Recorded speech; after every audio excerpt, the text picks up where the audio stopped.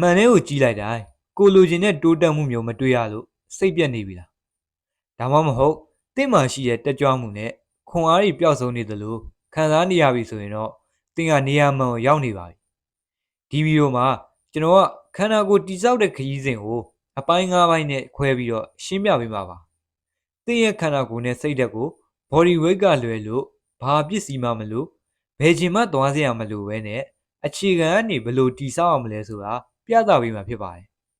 ကျွန်တော်ဂရိပေးရတာတကူကတော့ဒီလမ်းညွှန်ချက်ကိုသာတေချာလိုက်နာမယ်ဆိုရင်ဒီနေ့တင်စိုက်ထုတ်လိုက်တဲ့ကြိုးစားမှုအတွက်နောင်တရမှာမဟုတ်ပါဘူးကဲစလိုက်ကြရအောင်အပိုင်း1စိတ်ဓာတ်ကိုပြန်လည်ပြင်ဆင်ခြင်းနားထောင်ပါတင်လို့ရမယ့်အခက်ခဲဆုံးလေ့ကျင့်ခန်းကအလေးမတာထိုင်ထားလှုပ်တာမဟုတ်ပါဘူးဆိုပါဘောကနေဒါမှမဟုတ်အိယာဘောကနေထားလိုက်ဖို့ပါပဲတင်ကအခုမှစလုပ်မဲ့သူပဲဖြစ်ဖြစ်ဒါမှမဟုတ်အရင်ကလှုပ်ဘူးပြီးတော့ရက်နာတာလို့ပြန်စဖို့ရုန်းကန်နေရသူပဲဖြစ်ဖြစ်ဒါကိုသိထားရပါမှာ motivation ဆိုတာကခဏတာခံစားချက်တစ်ခုပဲဖြစ်ပြီးတော့ discipline ဆိုတာကတော့အမြဲတမ်းတောက်လောင်နေမဲ့မိတော့ဖြစ်ပါတယ်ပြီးပြည့်စုံတဲ့တနင်္လာနေ့ကိုစောင့်မနေပါနဲ့တော့တင့်ခန္ဓာကိုယ်ကတင့်ရဲ့စင်ကြီးတွေကိုဂရုမစိုက်ပါဘူးသူက PR တွေနဲ့ recovery ကိုပဲတုံ့ပြန်တာပါအခုတက်တာလုံးတဲ့ဘဝကိုလိုချင်ရင်တော့လက်တွေ့လှုပ်ဆောင်မှုရှိရပါမယ်တင်ကြော်လိုက်တဲ့လေ့ကျင့်ခန်းတစ်ခုချင်းစီက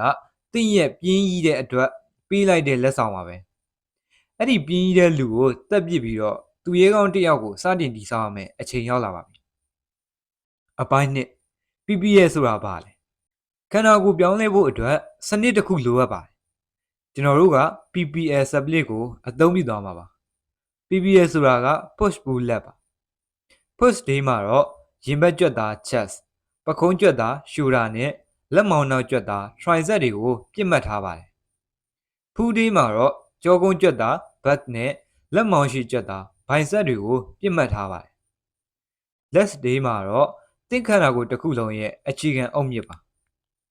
ဒီစနစ်ကကြွက်သားအုပ်စုတိုင်းကိုထိထိရောက်ရောက်လေ့ကျင့်ပေးနိုင်တယ်လို့ကြွက်သားတွေပြန်လည်အနားယူဖို့အတွက်လည်းလုံလောက်တဲ့အချိန်ကိုပေးနိုင်ပါတယ်အပိုင်း3အဓိကလေ့ကျင့်ခန်းလေ့ကျင့်ခန်းမစခင်မှာသွေးဘူးလေ့ကျင့်ခန်းကိုမဖြစ်မနေလုပ်ရပါမယ်သွေးလည်ပတ်မှုကောင်းစီကို jumping jack နဲ့အကျော်လျှော့တာကို9မိနစ်လောက်အချိန်ပေးပါလေ့ကျင့်ခန်းအပြီးမှာတော့ကြွက်သားတွေပျော့ပြောင်းစေဖို့ static stretching ပုံသည့်အကျော်လျှော့ခြင်းကိုလုပ်ပေးပါ day 1ကတော့ push day ပါ push day ရဲ့ပထမဆုံးလုပ်ရမယ့်လေ့ကျင့်ခန်းက standard push up ပါလက်ကိုပခုံးကျဲတိုင်းထားပါခန္ဓာကိုယ်ကိုတောက်ထားပါတင်မားတွေကိုနှိပ်မသွားပါစေနဲ့ဒီလေ့ကျင့်ခန်းကို10ချိန်ကနေ15ချိန်အထိ3ကြော့ဆော့ပေးရမှာပါဒုတိယလေ့ကျင့်ခန်းကတော့ diamond push up ပါလက်နှစ်ဖက်ကိုစိန်ပုံစံကတ်ထားပါဒါကလက်မောင်းနောက်ကြွက်သား tricep နဲ့ရင်ဘတ်အလယ်ကြွက်သားတွေကိုပြစ်မှတ်ထားတာပါဒီလေ့ကျင့်ခန်းကိုတော့10ချိန်ကနေ12ချိန်3ကြော့ဆော့ပေးရမှာပါ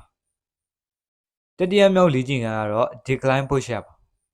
ခြေထောက်ကိုကလတ်ထိုင်ဒါမှမဟုတ်ဂရင်မော်တင်ထားပါဒါကရင်ဘတ်အပေါ်ပိုင်း V taper ပုံစံအတွက်ဖြစ်ပါတယ်ဒီလေ့ကျင့်ခန်းကိုတော့10ချိန်ကို3ကြော့ဆော့ပေးရမှာပါစတုတ္ထမြောက်လေ့ကျင့်ခန်းကတော့ incline push up ပါလက်ကိုမြင့်တဲ့နေရာပေါ်တင်ထားပါဒါကရင်ဘတ်အောက်ပိုင်းကိုအဆုံးထိညှစ်ထုတ်ပေးဖို့ကူညီပေးပါတယ်ဒီလေ့ကျင့်ခန်းကိုတော့မနိုင်တော့တဲ့အထိ3ကြော့ဆော့ပေးရမှာပါ day 2ကတော့ full day ပါ full day မှာကျွန်တော်တို့ကကြောပြင်ကိုအဓိကလေ့ကျင့်ပါပါ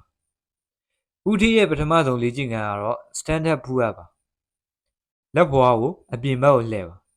ရင်ဘတ်ကိုဘားတန်းစီရအောင်ဆွဲတင်ပါပခုံးနှစ်ဘက်ကိုတော့ညှစ်ဖို့အတွက်အာရုံစိုက်ပါဒီလေ့ကျင့်ခန်းကိုတော့မနိုင်တော့တဲ့အထိ3ကြော့ဆော့ပေးရမှာပါဒုတိယမြောက်လေ့ကျင့်ခန်းကတော့ wide grip pull up ပါလက်ကိုပခုံးထက်ပိုကျအောင်ထားပါဒါကကြောပြင်ကိုပိုကျလာစေပါတယ်ဒီလေ့ကျင့်ခန်းကိုလည်းမနိုင်တော့တဲ့အထိ3ကြော့ဆော့ပေးရမှာပါတတိယမြောက်နီလန်းကတော့ Australian row ပါနေတဲ့ဘာတန်းဒါမှမဟုတ်ခိုင်ခန့်တဲ့စပွဲတစ်ခုကိုသုံးပြီးတော့ခန္ဓာကိုယ်ဖြောက်ထားပြီးရင်ဘတ်ကိုဆွဲတင်ပါဒီလေ့ကျင့်ခန်းကကြောပြင်ထူထဲဖို့အတွက်အကောင်းဆုံးလေ့ကျင့်ခန်းပါဒီလေ့ကျင့်ခန်းကိုတော့12ကြိမ်ကို4ကြော့ဆော့ပေးရမှာပါ day 3ကတော့ less day ဖြစ်တဲ့အတွက်ခြေထောက်ကိုလေ့ကျင့်ပါ ခြေထောက်သေးတဲ့ချစ်ကန်လက်သမားမဖြစ်စေချင်ရင်တော့ဒီလေ့ကျင့်ခန်းတွေကိုလုပ်ရမှာပါခြေထောက်လေ့ကျင့်ခန်းကခန္ဓာကိုယ်တစ်ခုလုံးအတွက်သဘာဝတက်ထိုစလုံးကိုမြင့်တင်ပေးပါတယ်ပထမဆုံးလေ့ကျင့်ခန်းက squat ဒါမှမဟုတ် jump squat ကိုလုပ်လို့ရပါတယ်ဖနှောက်ကိုမြေကြီးပေါ်ကပ်ထားတာဒါမှမဟုတ် jump squat လုပ်မယ်ဆိုရင်အမြင့်ကိုခုန်တာဒီလေ့ကျင့်ခန်းကိုတော့အကြိမ်20ကို၄ကြောဆော့ပေးရမှာပါဒုတိယမြောက်လေ့ကျင့်ခန်းကတော့ခြေထောက်တစ်ဖက်ကနောက်ကကလထိုင်ပေါ်ကိုတင်တာပါဒါကဟန်ချက်ညီဖို့နဲ့ကြွက်သားတက်ဖို့အတွက်ခြေထောက်လေ့ကျင့်ခန်းရဲ့ဘယင်ပါပဲဒီလေ့ကျင့်ခန်းကိုတော့ခြေတစ်ပတ်စီကို10ချိန်နဲ့3ကြောဆော့ပေးရမှာပါတတိယမြောက်လေ့ကျင့်ခန်းကတော့ခြေထောက်တစ်ဖက်ကိုကလထိုင်ပေါ်တင်ပါတင်မကိုအပေါ်မြင့်တင်ပါပေါင်နောက်ကြက်သားနဲ့တင်မကြက်သားတွေပူလာတာကိုခံစားရပါလိမ့်မယ်ဒီလေ့ကျင့်ခန်းကိုတော့15ချိန်3ကြောဆော့ပေးရမှာပါ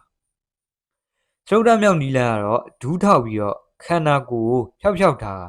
နောက်ကိုဖြည်းဖြည်းချင်းလှန်ချရမှာပါဒါကတကယ်ကိုပြင်းထန်တဲ့သဘာဝခြေထောက်ဆန့်လေ့ကျင့်ခန်းပါပဲဒီလေ့ကျင့်ခန်းကိုတော့10ချိန်3ကြောဆော့ပေးရမှာပါပြီးရင်တော့တရက်နာမှာပါတရက်နာပြီးရင်အစအနေပြန်စပါအပိုင်းလေးမိတာတက်ကြတဲ့ကြွက်သားတွေလူအများစုကလေဘင်းကြွက်သား neck နဲ့လက်ဖြံကြွက်သား forehand တွေကိုလစ်လူရှုတတ်ကြပါတယ်ဒါပေမဲ့ဒါတွေကအရှိန်အဝါရှိတဲ့ကြွက်သားတွေဖြစ်ပါတယ်လေဘင်းတန်မာတဲ့လေဘင်းကသင်ရဲ့တကူရီပုံတံကိုလုံးဝပြောင်းလဲစေပါတယ်အိမ်မှာတင် neck curl လုပ်လို့ရပါတယ်ကရင်ပေါ်မှာခေါင်းကိုအစွန်းထုတ်အိပ်ပြီးတော့လက်နဲ့အနေငယ်ခုခံပေးကခေါင်းကိုခေါင်းညှိတဲ့ပုံစံမျိုးနဲ့ဖြည်းဖြည်းချင်းလှုပ်ရှားပေးပါလက်ပြန်ကတော့သီးသန့်လေ့ကျင့်ခန်းတွေလုပ်စရာမလိုပါဘူးတကယ်လို့သင်ဟာပူအပ်လေ့ကျင့်ခန်းတွေကိုတေချာလုပ်ပြီးတော့ဘားရန်ကိုအားမြင့်မြင့်နဲ့စုပ်ကိုင်မယ်ဆိုရင်လှုပ်ရှားမှုတိုင်းမှာအသုံးပြုနေရတဲ့အတွက်လက်ပြန်တွေကသဘာဝအတိုင်းကြီးထွားလာပါလိမ့်မယ်အပိုင်းကကြီးထွားမှုညီမျှခြင်းလေ့ကျင့်ခန်းလုပ်တာကသင်ခန္ဓာကိုကြီးထွားမှုရဲ့30%ပဲရှိပါသေးတယ်အဲ့ချိန်4နာရီနဲ့အာဟာရမရှိတဲ့အစားအသောက်တွေစားပြီးတော့တောက်တင်တဲ့ခန္ဓာကိုယ်မတီဆောက်နိုင်ပါဘူးအနည်းဆုံး9နာရီကနေပြီးတော့9နာရီအထိအိပ်ဖို့လိုပါတယ်ဒါကသင်ကြွက်သားတွေကိုတကယ်တမ်းကြီးထွားစေတဲ့အချိန်ပါပရိုတင်းများများစားဖို့ကလည်းအရေးကြီးပါတယ်သင်ကြွက်သားတွေကိုပရိုတင်းနဲ့တိဆောက်ထားတာပါအကျိုးမရှိတဲ့အလေးအကျင့်တွေဥပမာဖုံးလွန်ကျွံသုံးတာမကောင်းတဲ့အလေးအကျင့်တွေကိုရက်လိုက်ပါအဲ့ဒီစွမ်းရည်တွေကိုလေ့ကျင့်ခန်းလုပ်တဲ့နေရာမှာအသုံးချလိုက်ပါပြန်ချုပ်ရမယ်ဆိုရင်ကျွန်တော်တို့ဆွေးနွေးခဲ့တာတွေကတော့စိတ်သက်ပိုင်းဆိုင်ရာ PPS split home workout တွေနဲ့မိထားတတ်တဲ့ကြွက်သားတွေ recovery လုပ်ခြင်းတွေဒီလမ်းကြောင်းတွေကမလွယ်ကူပါဘူးအပြင်းထူတဲ့သူတွေအတွက်လည်းမဟုတ်ပါဘူး